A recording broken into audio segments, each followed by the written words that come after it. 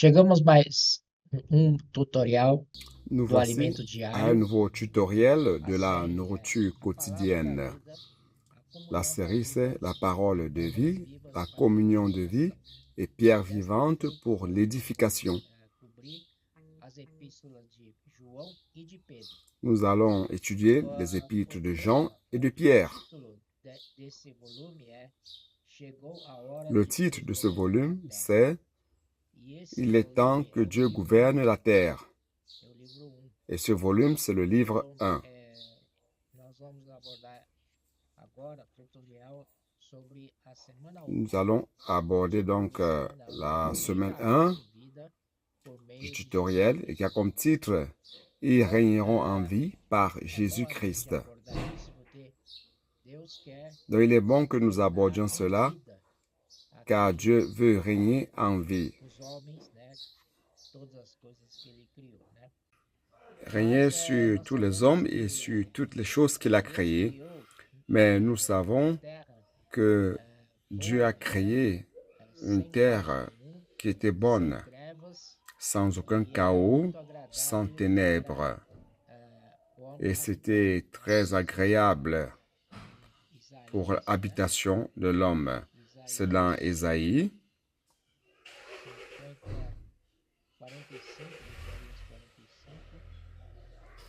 Ésaïe 45, verset 18, qui dit ceci: Car ainsi parle l'Éternel, le Créateur des cieux, le seul Dieu qui a formé la terre et qui l'a faite et qui l'a affermée, qui l'a créée pour qu'elle ne fût pas déserte, qui l'a formée pour qu'elle fût habitée. Je suis l'Éternel et il n'y en a point d'autre. Donc ce verset est suffisant afin de comprendre que lorsque Dieu a créé la terre, c'était pour qu'elle soit habitée par les hommes et non qu'il y ait un chaos. Mes frères, comment cette terre est-elle devenue un chaos? Ça se trouve dans l'intervalle de Genèse chapitre 1 verset 1 et Genèse chapitre 1 verset 2. On voit que la terre était sans forme et vide et couvert de ténèbres à la surface de l'abîme. Cela montre que entre le verset 1 et le verset 2, il y a une tragédie qui s'est produite. C'est Dieu qui avait créé le monde d'une manière belle afin que l'homme y habite. Et dans Job 38, je ne veux pas ouvrir la Bible, mais il dit que les fils de Dieu se réjouissaient. Ces fils de Dieu, il ne s'agissait pas des hommes, mais des êtres angéliques, qui sont les premiers de la création de Dieu. Cela montre que Dieu a créé la terre afin qu'elle soit habitée et elle était agréable. Cependant, le verset 2 nous montre le résultat de la rébellion de Lucifer. Dieu a dû juger cette terre. Mes frères, nous rendons grâce à Dieu car Dieu n'abandonne jamais son objectif. Dans Genèse 1 et 2, Genèse chapitre 1 verset 2 dit que l'Esprit de Dieu se mouvait au-dessus des eaux. Nous rendons grâce au Seigneur car la restauration de cette terre c'est fait à travers l'Esprit de Dieu. L'Esprit de Dieu, c'est le même esprit qui donne la vie, l'esprit vivifiant. Donc, il vient avec la vie. Alors, frères, le premier jour, à travers sa parole, il a dit que la lumière soit et la lumière fut. Et à la fin du 6e jour, il a créé l'homme. Différemment des autres créations, il l'a créé selon son image et ressemblance. Il l'a formé de la poussière de la terre et il a soufflé dans ses narines le souffle de vie. Et l'homme est devenu un être vivant, une âme vivante. Ça, c'est l'histoire de Dieu. Et dans Hébreux, chapitre 2, verset 7, Il est intéressant de voir qu'ici il dit que Dieu a créé l'homme un peu plus petit que les anges. Pourquoi? Parce que si Dieu allait choisir l'homme pour gouverner cette terre, l'homme serait plus puissant que les anges pour pouvoir surpasser les actions des anges, comme Lucifer. Mais nous savons que Lucifer était un être parfait. Il avait le sceau de la perfection, orné des 12 pierres précieuses, une beauté parfaite. Mais à cause de sa perfection, le péché est apparu en lui. Et c'était donc la chute, la tragédie de l'univers. Lorsque Dieu a créé l'homme, il a créé un peu plus bas que les anges. Pourquoi cela? Dieu ne voulait pas créer un autre être égal à Lucifer qui allait pécher après à cause de sa beauté, le fait d'être exalté, applaudi. À cause de l'orgueil, il a péché. C'est pour cela que Dieu a créé l'homme un peu plus bas que les anges. Pourquoi? Pour montrer que sa force ne vient pas de l'homme. La capacité de l'homme ne vient pas de lui-même. La capacité de l'homme vient de Dieu. Donc, bien qu'il ait été créé un peu plus bas que les anges, Dieu a formé l'esprit humain à l'intérieur de lui. Et c'est là où se trouve la clé. C'est pour que Dieu lui-même puisse entrer dans l'esprit de l'homme. Et ainsi, c'est Dieu qui accomplit toutes choses à travers cet homme. L'homme n'est pas capable, mais Dieu est capable.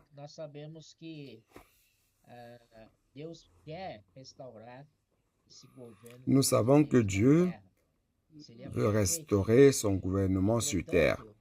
Ce serait parfait, n'est-ce pas? Cependant, nous savons que avant que Dieu ne puisse entrer en l'homme, dans l'esprit de l'homme, car si l'homme avait mangé du fruit de l'arbre de la vie, cela allait sceller cet objectif de Dieu.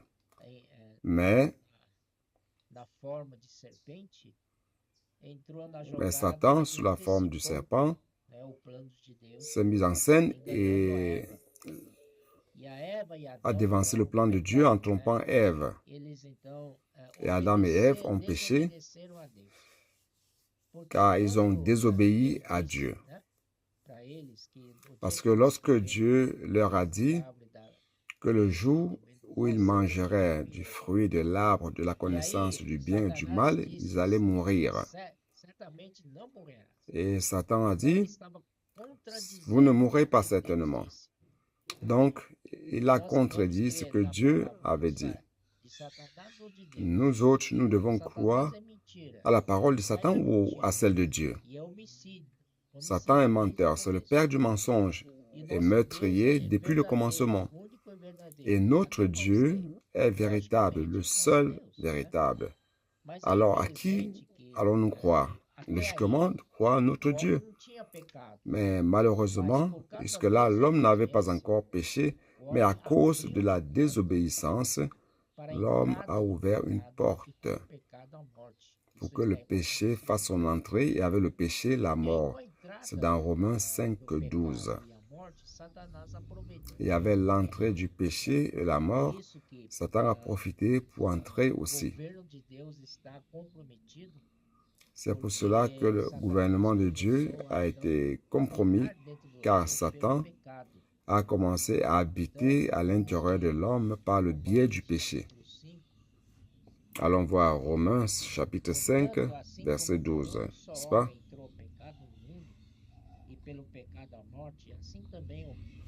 C'est pourquoi, comme par un seul homme, le péché est entré dans le monde et par le péché la mort, et qu'ainsi la mort s'est étendue sur tous les hommes parce que tous ont péché. Voilà, c'est ce qui s'est passé. Le verset 15 dit, Mais il n'en est pas du don gratuit comme de l'offense, car si par l'offense d'un seul, il en est beaucoup qui sont morts. À plus forte raison, la grâce de Dieu et le don de la grâce venant d'un seul homme, Jésus-Christ, ont-ils été abondamment répandus sur beaucoup. Et chapitre 5, verset 17, c'est où je voudrais en venir. Si par l'offense d'un seul, la mort a régné par lui seul, à plus forte raison, ceux qui reçoivent l'abondance de la grâce et le don de la justice régneront-ils dans la vie par Jésus-Christ lui seul. Donc, ce que Satan a apporté, c'est la mort. Par le péché, la mort a fait son entrée dans le monde et le monde s'est retrouvé dans la mort et la mort a régné. Nous rendons grâce au Seigneur car notre Seigneur Jésus-Christ est mort pour nos péchés. Il est mort pour le monde aussi.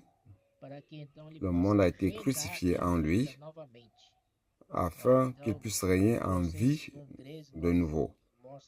Donc Colossiens 1:3 montre clairement que nous avons été transportés du royaume des ténèbres vers le royaume du Fils de son amour. Et aussi Jean 1:1-3 montre que Christ est le Verbe de vie. Il est la parole de vie. Dans 1 Jean 1, chapitre 1, versets 1-3, nous voyons là que les apôtres ont vu premièrement Jésus et après ils ont contemplé Jésus, ils ont écouté Jésus et leurs mains l'ont touché. Donc Jésus est une parole réelle, véritable. C'est quelque chose que vous pouvez palper, c'est concret. Donc il est le véritable, il est la vérité elle-même. Toute la réalité divine se trouve en lui. Le monde, à cause du péché, qui est entré, Satan en a profité pour créer son système sans vie.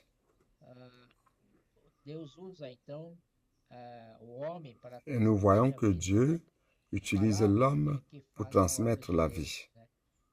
C'est la parole qui fait l'œuvre de Dieu. Dans Hébreux 11:3, nous voyons que l'univers a été formé par la parole de Dieu. Donc tout apparaît par la parole. La vie vient par la parole.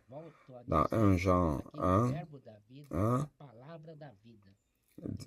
je répète encore, là il dit que ce verbe de la vie, c'est la parole de vie. Tout a commencé par la parole de vie.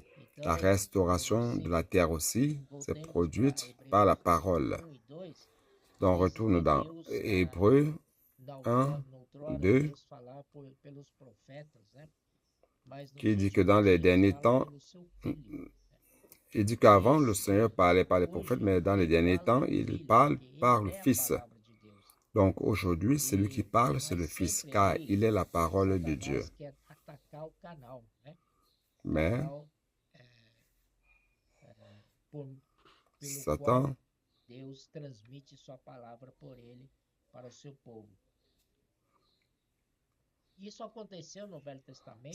essaie de nuire le canal par lequel Dieu transmet la parole à son peuple.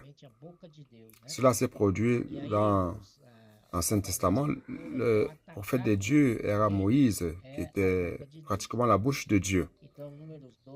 Satan a cherché à attaquer celui-là qui était la bouche de Dieu. Donc dans Nombre 2:12, nous voyons la jalousie de Aaron et Myriam, ou Marie. Leur problème, ce n'était pas parce que Moïse a épousé une femme couchite, une femme éthiopienne. Mais leur objectif, en fait, le motif était plutôt la jalousie parce que Dieu parlait par Moïse. Pourquoi Dieu parle de Moïse et pas par nous? Nous sommes aussi des prophètes, n'est-ce pas? Donc, ils ont voulu se mettre au même niveau que Moïse. Ça, c'est une erreur, frère. Si Dieu utilise un canal pour nous parler, si Dieu choisit son serviteur pour nous parler, nous devons accepter, nous devons obéir, n'est-ce pas? Dans Nombre 16 aussi, nous voyons la rébellion de Corée. La rébellion de Korah, pardon, où le peuple a dit, tu veux t'exalter sur le peuple de Dieu, il veut se faire prince sur nous. Qui était Moïse? La Bible dit que Moïse était l'homme le plus doux de toute la terre. Donc, toutes ces paroles sont incorrectes. Néhémie lui-même, lors de la restauration des murailles de Jérusalem, a beaucoup souffert aussi. Les gens ont dit, tu es devenu roi sur toute la terre. Les ennemis sont toujours là à accuser. Mais nous rendons grâce au Seigneur car Néhémie était fort. Il n'a pas arrêté l'œuvre à cause des paroles négatives, des attaques de l'ennemi. Aujourd'hui aussi, nous ne pouvons pas nous arrêter. Nous devons permettre que le canal que Dieu a choisi pour nous transmettre la parole de Dieu continue. Nous devons recevoir cette parole, jouir d'elle, pratiquer cette parole.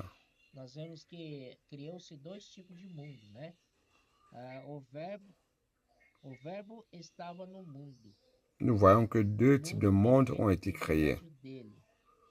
Le Verbe était dans le monde. Le monde a été créé par son intermédiaire, mais le monde ne l'a point connu. Ce monde a été créé par son intermédiaire, c'est-à-dire que Dieu a créé un monde sans péché. Dieu voulait transformer ce monde qu'il a créé en un royaume de vie. Cependant, Satan s'est dévancé pour transformer ce monde en un autre monde, un monde systématisé. Lorsque le Seigneur Jésus est venu dans ce monde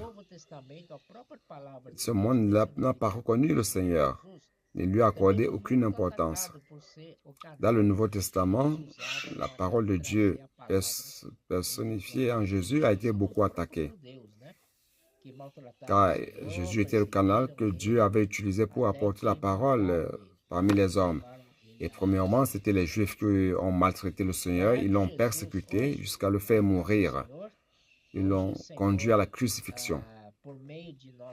Parler de Jésus aujourd'hui, grâce au Seigneur, aujourd'hui, le Seigneur, par le fait que nous croyons en lui, en la rédemption éternelle du Seigneur, ici il dit, beaucoup ont cru au Seigneur, et en mourant, Jésus a accompli la rédemption éternelle. Et en ressuscitant, il est devenu l'Esprit vivifiant. Tous ceux qui croient en lui sont devenus l'Église engendrée initialement à Jérusalem. Jésus n'est plus apparu physiquement à ses disciples, mais sa présence se trouvait à partir de là dans la parole des apôtres, représentée premièrement par Pierre.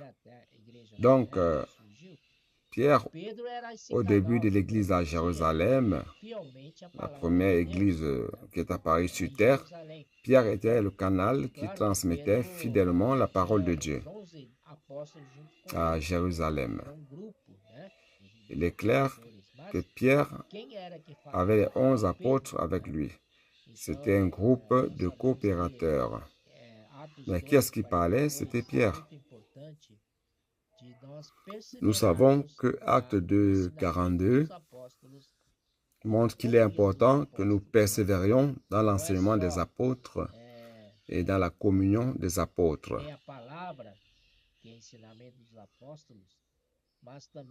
Il ne s'agit pas seulement d'avoir la parole et l'enseignement des apôtres, mais nous devons aussi avoir cette communion des apôtres. Je vais vous lire un passage.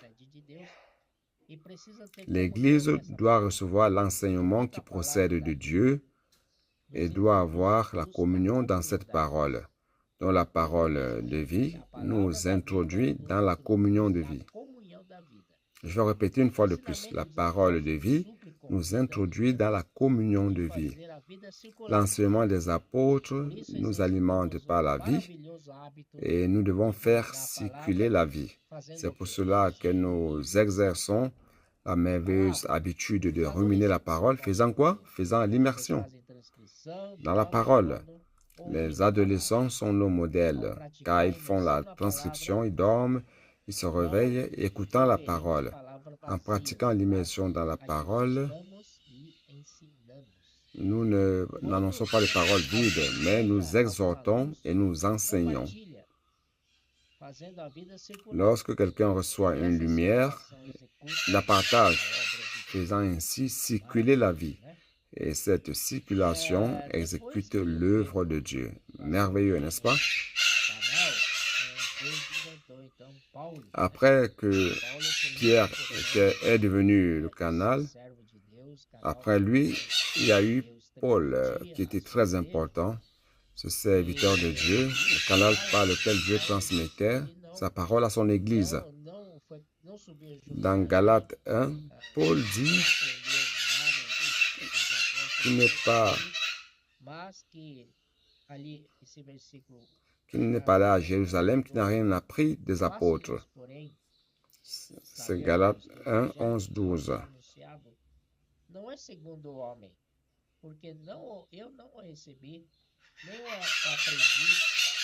Il dit, je vous déclare, frère, que l'évangile qui a été annoncé par moi n'est pas de l'homme, car je ne l'ai ni reçu ni appris d'un homme, mais par une révélation de Jésus-Christ. Donc, ce que nous avons aujourd'hui, c'est la révélation de Jésus-Christ. Cette parole aussi, ce n'est pas logos, c'est rhéma. C'est la parole rhéma qui nous apporte la lumière de la parole, la révélation de la parole. Et ce que nous recevons aujourd'hui, c'est la lumière de la parole. La charge de Paul était d'édifier l'Église. La fonction du corps du Christ, le produit final, c'est l'habitation de Dieu dans l'Esprit. C'est dans Éphésiens 2, 22. Le seul gouvernement parfait, c'est le gouvernement de vie. Le seul gouvernement parfait, c'est celui qui a Dieu comme origine et Christ comme chef. À ce gouvernement, la vie circule dans le corps à travers la parole. Cependant, ce gouvernement par la vie, c'est la perfection. Le gouvernement de Dieu, c'est le gouvernement de vie. Le gouvernement par la vie. Ça apporte la perfection, car aujourd'hui, dans le gouvernement du monde, qui est dominé par Satan, c'est plein d'idéologies, les idéologies politiques. Certains qui disent je suis de gauche ou je suis de droite, le communisme, socialisme, capitalisme. Rien de ces systèmes n'est parfait. Aucun. Aucun régime politique est parfait. La seule chose parfaite, c'est le gouvernement de vie.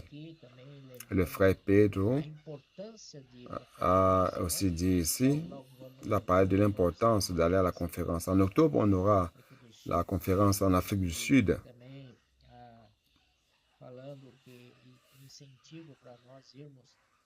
Et nous encourage à aller participer dans la mesure du possible, participer à toutes les conférences régionales aussi, au-delà de la conférence internationale qui se produit 2 fois l'an à Estancia. C'est notre Estancia, frère. Estancia nous appartient. Nous devons profiter et aller. Nous devons prendre des vacances, les congés. Nous ne devons pas perdre la conférence internationale. Et après la conférence internationale, il y a aussi les conférences subséquentes dans plusieurs régions du pays et même hors du pays. Allons participer dans la mesure du possible à toutes. Donc, frère, Paul avait aussi les Juifs croyants qui étaient contre lui. Et Paul, en l'an 67, il a dit quelque chose dans 2 Timothée 15, que ceux de l'Asie m'ont abandonné. Et ceux de l'Asie qui ont abandonné Paul, c'était parce qu'il y avait déjà un problème bien avant. Ils n'appréciaient plus la parole de Paul. Donc, cela, c'était la conséquence du fait qu'ils n'appréciaient plus la parole de l'apôtre. Ils sont arrivés au point d'abandonner l'apôtre. Ils ont fini par abandonner l'apôtre. Que cela ne se produise pas parmi nous. Continuons fermes dans la parole. Après que Paul ait dit que tous ceux de l'Asie l'avaient abandonné, en l'an 67, Paul est mort. Et presque un quart de siècle plus tard, autour de l'an 90, l'apôtre Jean est apparu. Il est intéressant de voir son évangile, c'est la conclusion de tous les évangiles de la Bible, les 4 évangiles. Et les épîtres qu'il a écrites sont les conclusions de toutes les autres épîtres écrites par les autres apôtres. Et Apocalypse, écrit par Jean aussi, c'est la conclusion de toute la Bible. La consommation de la parole de Dieu, c'est Apocalypse. Donc, c'est très important. Le ministère de Jean comme réparateur de filets pour corriger les erreurs qui étaient apparues à cette époque-là. Maintenant, on va parler un peu de marcher dans la vérité. Alors, c'est quoi la vérité? Dieu est la vérité. Jean 17,3 dit que Dieu est le seul Dieu est véritable, le seul vrai Dieu. Alors, qui est la vérité? Christ dit, je suis le chemin, la vérité et la vie. Dans la vérité qui nous amène vers le véritable. C'est pour cela que nous devons marcher. Il est important de marcher dans la vérité. Mais comment? À travers la parole. Jean 17 dit ceci. Sanctifie-les par ta vérité. Ta parole est la vérité. Donc, comment nous sanctifier dans la vérité? C'est par la parole. Éphésiens 5, 26 aussi dit que nous sommes lavés par la parole, le lavage de la parole. Allons voir ce verset qui est très intéressant. 5, 26 d'Éphésiens. Afin de les sanctifier, afin de la sanctifier par la parole, après l'avoir purifiée par le baptême d'eau. Donc le Seigneur veut nous sanctifier par la parole. Et cette parole, c'est l'eau qui jaillit avec un jet fort. Et cette parole qui nous lave, nous fait marcher dans la vérité. Comment marcher dans la vérité? Nous devons ruminer, parler la parole entre nous pour l'inculquer dans le cœur. Nous rendons grâce au Seigneur. Nous avons reçu un présent qui est l'immersion. Nous faisons la transcription, les cris de guerre et la parole entre nous. Ainsi, la vérité est déposée dans notre cœur. Et conséquemment, de cette manière, nous marchons dans la vérité. Ça ne suffit pas seulement de connaître la vérité. Il ne suffit pas de connaître tout simplement la vérité, mais la vérité doit être constituée en nous et faire partie de notre être par le fait de ruminer et l'immersion dans la parole.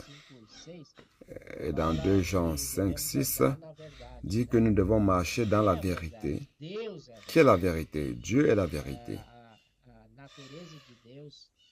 La nature de Dieu, marcher dans l'amour. Donc Dieu est amour. Lorsque nous marchons en Dieu, nous marchons par la nature de Dieu qui est l'amour. Donc la source de notre amour, c'est Dieu. Et lorsque nous recevons cette source et que nous marchions par elle, alors nous sommes fortifiés pour nous aimer les uns les autres, aimer nos frères Et c'est ainsi que l'Église est édifiée. On va parler un peu du standard de l'Église à Philadelphie. L'Église à Philadelphie, grâce au Seigneur, c'est une Église dans laquelle il n'y a pas de rivalité, de jalousie, de envie, de haine. Il n'y a pas de frères qui s'aiment les uns les autres, mais bien au contraire, nous nous aimons les uns les autres, car nous sommes membres d'un seul même corps. Amen. Donc, Jean a aussi connu une opposition très forte de la part de Diotrephe, qui n'acceptait pas nos missionnaires envoyés dans son église. Il fermait les portes et ne les accueillait pas. Nous voyons que Satan est préoccupé à mettre fin à la parole prophétique, attaquant toujours le canal, attaquant la personne que le Seigneur a choisie pour transmettre cette parole, afin que le gouvernement de Dieu soit instauré parmi nous. Et le gouvernement de Dieu, c'est le gouvernement de vie. Et plus en avant, suivre de près la parole de Dieu. Nous devons réellement suivre de près, un frère. Non seulement faire l'immersion, le cri de guerre et tout cela, se dormir avec Dieu, se réveiller avec Dieu, etc. Inculquer la parole dans notre cœur, mais participer aussi présentiellement aux conférences, comme je l'ai dit. Et il finalise ici en montrant l'exemple de deux frères. L'un est chef d'entreprise, l'autre aussi est chef d'entreprise,